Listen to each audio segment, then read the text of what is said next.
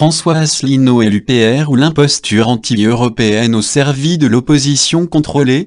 Même si son influence reste groupusculaire, François Asselineau est un personnage plutôt bien placé dans la nébuleuse réactionnaire, et sur le net certains militants de l'UPR mènent une insistante démarche de lobbying dans les forums et auprès des médias de masse accusés par François Asselineau de le censurer, au point que l'action de ces militants a pu être décrite comme un harcèlement.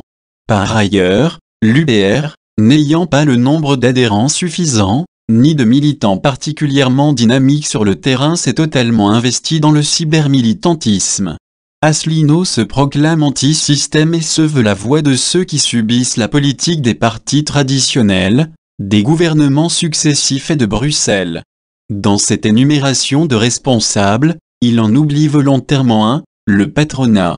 Les fermetures d'usines, les suppressions d'emplois, le chômage, les bas salaires, la remise en cause des acquis sociaux ne seraient pas de sa responsabilité. Comme si les décisions du gouvernement, et celles de Bruxelles, n'étaient pas prises en fonction des besoins et des seules exigences du patronat. Pour comprendre cela, revenons vers ce personnage qui se dit anti-système, le parcours, les discours et les amitiés de F. Asselineau fleurent une droite extrême et réactionnaire. Il fait ses études à HEC. 1980, et le LENA, 1985. En 1985 il est inspecteur général à l'Inspection générale des finances. De 1989 à 1990, il est le chef de la mission pour le Crédit National.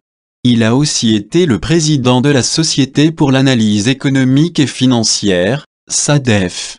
Ensuite, il occupe le poste de directeur de cabinet auprès de ministres du gouvernement Juppé, 1995-1996, avant de rejoindre en 1999 le RPF de Philippe de Villiers et Charles Pasqua. Entre 2000 et 2004, il occupe des postes importants de conseiller aux côtés de Pasqua, alors président du Conseil général des Hauts-de-Seine. Toujours avec le même, alors allié à Jean Tibéri, il est élu sur une liste de droite dissidente aux municipales parisiennes de 2001. C'est sans étonnement qu'on le voit nommé par Nicolas Sarkozy le 20 octobre 2004 à la tête de la Direction générale à l'intelligence économique à Bercy. Il travaille alors en étroite collaboration avec Jean-Pierre Raffarin. Le 31 décembre 2004, il a décidé de rejoindre le groupe L'Union pour un mouvement populaire, UMP, au Conseil de Paris. En mars 2007, il crée l'UPR. Son parti l'Union populaire républicaine a des accointances affichées avec les paranoïaques d'égalité et réconciliation, dont il imite les séquences vidéo de leur gourou, ou du mouvement Larouche. Les cadres du mouvement l'expliquaient dans un communiqué par une volonté de ratisser large, sans pour autant forcément partager leurs opinions. D'ailleurs, ce groupuscule ne se prétend ni de droite ni de gauche, en lutte contre l'Union européenne, jugée comme la priorité absolue, devant laquelle doivent s'effacer tous les clivages. Les références à la résistance sur fond de gaullisme arrêtons les clivages pour s'en prendre à notre ennemi, l'Europe, sont monnaie courante. Mais ces postures ne résistent pas à un décryptage un peu plus approfondi.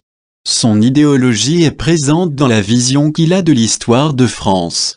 Le mythe de la France éternelle, vieille antienne de l'extrême droite, y est développé, autour duquel s'accroche une historiographie profondément réactionnaire, mise en avant de nos ancêtres les Gaulois comme des premiers Français et des premiers résistants à l'invasion étrangère, suivant une historiographie très Troisième République, ou bien une histoire des 19e et 20e siècles axée sur la valorisation de la nation française que tous les peuples du monde envient, dans laquelle n'apparaît ni l'affaire Dreyfus, ni le Front populaire, ni la guerre d'Algérie, ni mai 68, mais dans laquelle apparaissent bien entendu les aspects positifs de la colonisation. Des oublis idéologiquement significatifs, puisqu'ils ont tout trait à l'histoire de la gauche et du mouvement ouvrier. Et quand ils n'oublient pas d'en parler, Asselineau réécrit leur histoire. Ainsi, il ne parle de la Commune de Paris que comme un mouvement patriote de résistance à l'invasion étrangère. Tout ceci pour arriver à la conclusion que le nouvel ennemi venu de l'étranger qu'il faudrait abattre serait l'Empire européen. Cette vision transparaît aussi à la lecture de la charte de l'UPR, qui prétend rétablir la souveraineté nationale et redonner à la France sa vraie personnalité, tout en ne disant rien sur le rôle fondamental des États-nations, ni de leur bourgeoisie dans la construction européenne ni sur la complicité de leur gouvernement dans la mise en place des politiques ultralibérales et destructrices de services publics, certes décidées au niveau européen, mais qui vont parfaitement dans le sens des politiques voulues par les gouvernements et les diverses organisations patronales de chaque État, et ce depuis de longues années. Asselineau voudrait nous faire croire que c'est l'Europe qui oblige le patronat et le MEDEF à prendre des mesures antisociales et à délocaliser. Nous prend-il vraiment pour des pigeotons? Il voudrait nous faire croire que le simple fait de sortir de l'Europe serait le miracle pour obtenir miraculeusement des augmentations de salaire et des droits sociaux nouveaux. Non à l'Europe, oui, mais à la sauce Lordon par exemple, pas à la tambouille Asselineau. Les gens de droite aiment brouiller les pistes et c'est bien normal, car les sondages montrent que nombreux sont ceux qui s'opposent au capitalisme et au libéralisme, dont ils voient les effets, alors on les manipule et on les trompe en leur disant ce qu'ils veulent entendre et en déformant la perception de la réalité. Le but est de les tromper pour qu'ils votent pour des démagogues de droite ou sociaux libéraux, le système étant bien verrouillé pour éviter le vrai changement. Asselineau est bien un représentant d'une extrême droite qui essaie de faire passer ses idées réactionnaires en les prétendant ni de gauche, ni de droite, comme Le Pen ou Macron. Asselineau est un garant du système capitaliste et dans sa vision, chacun doit rester à sa place, surtout les salariés. L'Europe est pour lui comme les moulins à vent de Don Quichotte, un leurre. Certes, on ne peut qu'être d'accord avec lui lorsqu'il dit qu'il faut combattre cette Europe, car c'est l'Europe du MEDEF, des banques et des lobbies, mais il est hors de question pour lui de s'opposer au MEDEF, aux banques et aux lobbies à l'intérieur de l'Hexagone. Il ne veut pas détruire le capitalisme, il veut le réguler comme Sarkozy, car il sait où est son intérêt et ne veut surtout pas mordre la main qui le nourrit. Asselineau n'est pas idiot, par contre son arrogance fait qu'il nous prend pour une bande de demeurés. Sortir de l'euro sans sortir du capitalisme, c'est encore un slogan de droite pour éviter que les salariés s'en prennent au système en place. Asselineau manipule les gens au profit du MEDEF et de l'ordre établi. L'UPR est l'une des composantes créées au service des droites européennes. Dans chaque pays de l'Union il y a son équivalent, listez toutes les formations plus ou moins marginales de droite et d'extrême droite qui fleurissent dans les divers pays de l'UE, pour canaliser la colère des gens et les empêcher de pencher trop à gauche.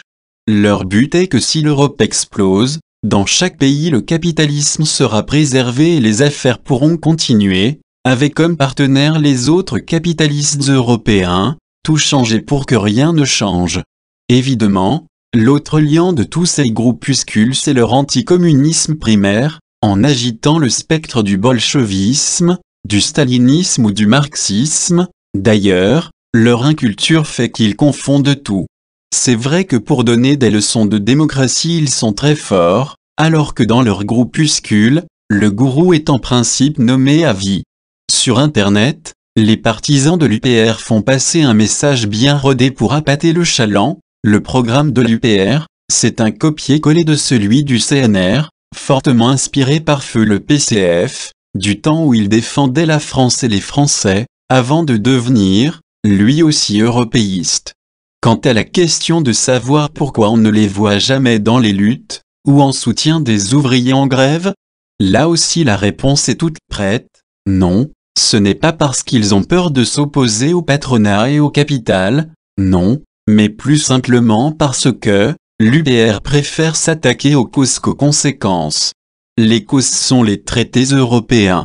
La ligne de séparation aujourd'hui ne se fait plus en droite-gauche, mais entre européistes et non-européistes. Et le summum de la novembre langue UPRiste, ceux qui défendent leurs droits dans la rue sont des euro-atlantistes au service de Bruxelles. Fallait oser, mais comme disait Audiard, les cons ça ose tout, c'est à ça qu'on les reconnaît, rarement telle citation aura été si bien vérifiée. Évidemment pour Asselineau nostalgique du capitalisme de papa et des privilèges de l'ancien régime, il est hors de question que les salariés osent se rebeller face aux bons patrons nationaux, ni contester les élites dont il fait partie.